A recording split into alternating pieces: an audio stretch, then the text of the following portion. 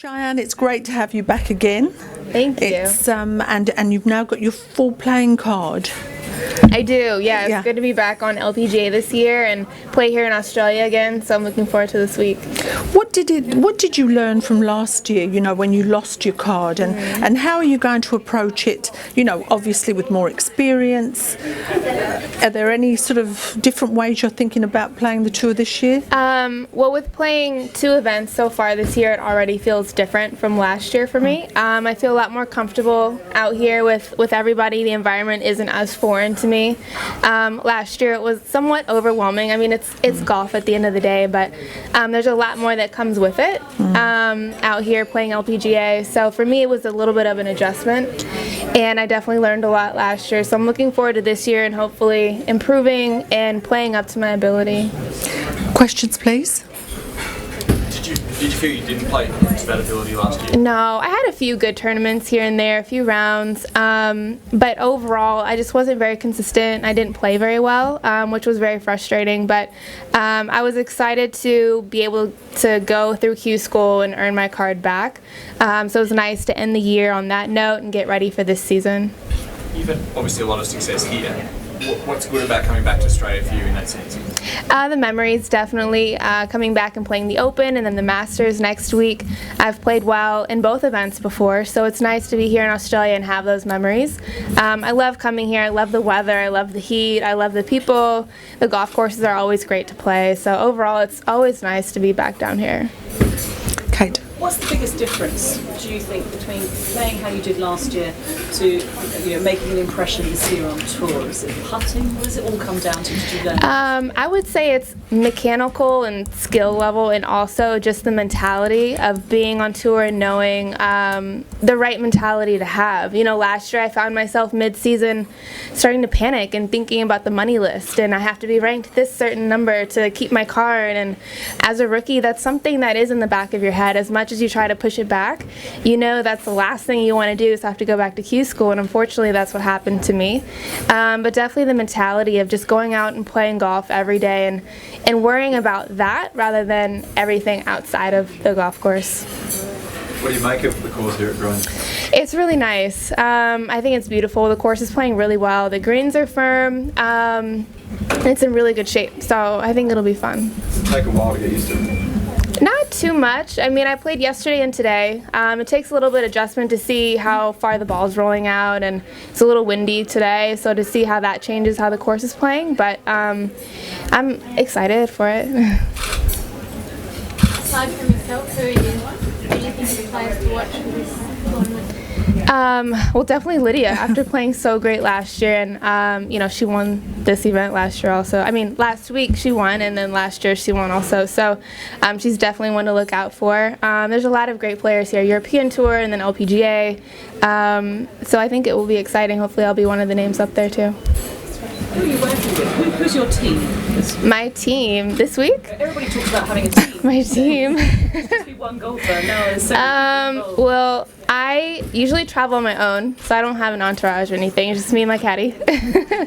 So we have a little small team this week, but that's all I really need. I don't like having it too busy, too much going on, but back at home I have my coach and my agent and my mom and family and friends who are always supporting me overseas and from wherever I am. Who's your coach? Who's your swing coach? I work with Mike LeBove in Phoenix, Arizona.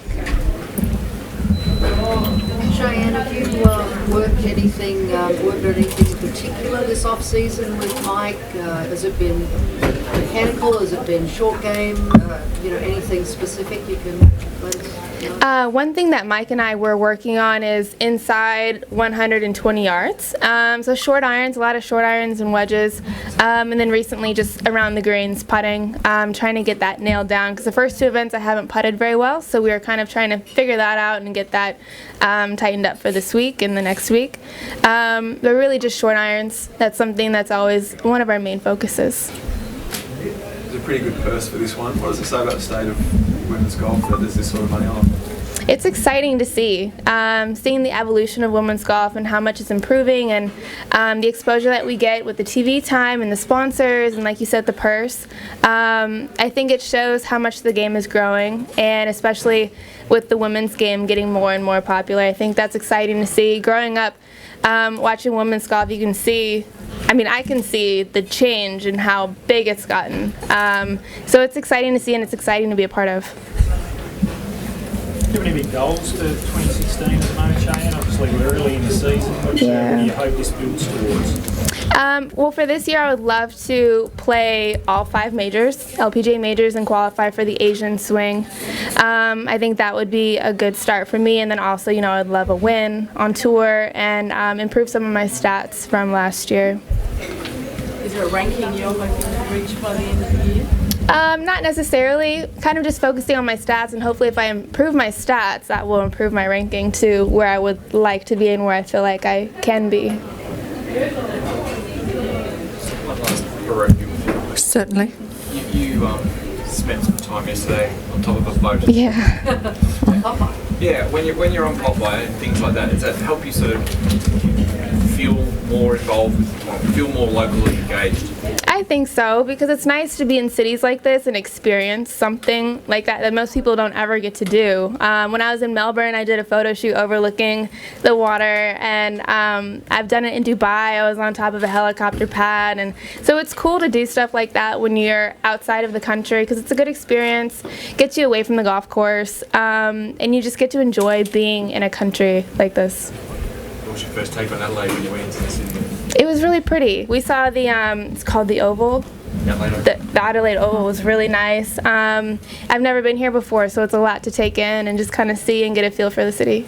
Did you watch any cricket? I watched some at lunch just a few minutes ago. I don't understand it. No. Someone was trying to explain it to us. It looks interesting, but I just don't know what's going on. Is that okay, ladies and gentlemen? Any more questions? No. You have. Tips from your uncle? Obviously, he's been there, done that on the tour. Yeah, that's one thing that's nice to have, is to have Tiger to ask for any advice. He's there if I do need it, so I'll be able to reach out to him, but not so much on a regular basis. He kind of leaves me to do my own thing and learn on my own, but I have been able to reach out to him here and there whenever I have a question. What's his best advice leading into a big event like this? Some advice he's given me is really just to trust your ability and just go out there and kick butt. And so that's Tiger's mentality of dominating. So it's something that I try to take on. And what score is going to win around here this week? Oh, it's hard to say. It depends on the conditions. I have no idea. Okay, ladies and gentlemen, we'll let Cheyenne go away, and we hope you come in again during the week. That'll be great. Yeah, definitely. Thank you. Thank you very much. Thanks, everybody. You. Thanks.